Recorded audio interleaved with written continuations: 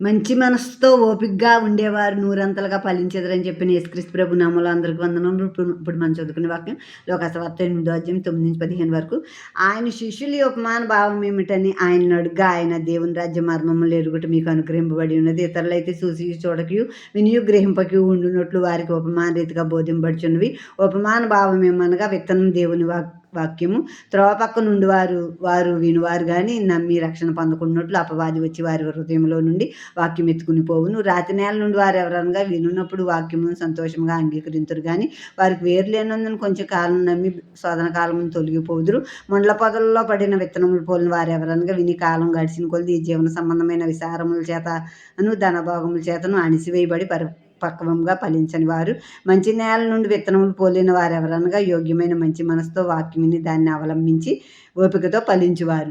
శిష్యులు ఏకాంతంగా యేసుక్రీస్తు ప్రభు దగ్గర ఉన్నప్పుడు ఈ ఉపమాన భావం ఏంటో మాకు చెప్పని యేసుక్రీస్తు ప్రభుని అడిగినప్పుడు యేసుక్రీస్తు ప్రభు చెప్తున్నారు. ఇప్పుడు ఈ విత్తనం వాక్యానికి పోల్చారు.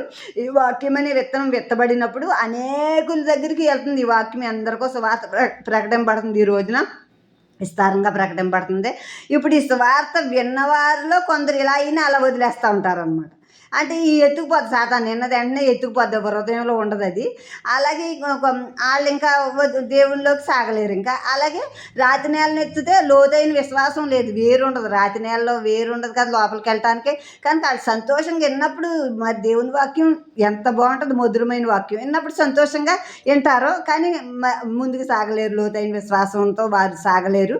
నెక్స్ట్ ముళ్ళ తుప్పల్లో పడ్డాయి కొన్ని విత్తనాలు. అవి మొలిసినాయి కానీ ముళ్ళ కంచెలాంటి ఈ లోక సంబంధమైన ఐకిక విసారాలు, జీవన సంబంధమైన బాధలు వాటితో ముందుకు సాగలేక వదిలిపోతారు. ఒకసారి నేను సువార్త ప్రకటించడానికి ఒక ఊరు వెళ్ళినప్పుడు, దగ్గులూరు అనే ఒక ఊరు వెళ్ళినప్పుడు వాళ్ళ కుటుంబం అంతా మంచి విశ్వాసంతో సాగుతున్నారో ఆ ఊరు వాళ్ళు వెలివేసేసినట్టు వాళ్ళని దేనికి పిలవక మాట్లాడకుండా ఉంటే ఇంకా భరించలేకపోయామండి. వాళ్ళు పెట్టే బాధలకే మాటలకే వదిలేసాం దేవుణ్ణి అన్నారు.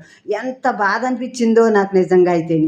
కనుక అలాగ సాగలేక వదిలేసే పరిస్థితులు కూడా ఉంటాయి. కనుక మంచి యోగ్యమైన మంచి మనసు కలిగి ఓపికతో ఉన్నవారు నూరంతలుగా ఫలింతారన్నారు. అంటే వీళ్ళకి బాధలు లేవా అంటే బాధలు వచ్చినాయి, ఓపిక పట్టారనమాట. ఓపికతో భరించారు. భరించినప్పుడు ఈ బాధలన్నీ సహించుకుంటూ ఓపికతో భరించినప్పుడు వారిని దేవుడు ఫలింపజేశారు. నూరంతలు, 30 60 మనం ఫలించాలంటే ఓర్పు సహనంతో అన్నిటిని తట్టుకుంటూ ముందుకి దేవునిలో సాగిపోయినప్పుడే మనం భరిస్తాం. ఈ దేవుని బిడ్డలకే ఎక్కువ శోధనలో, శ్రమలు, ఈ లోకంలో పరీక్షలు అన్నమాట.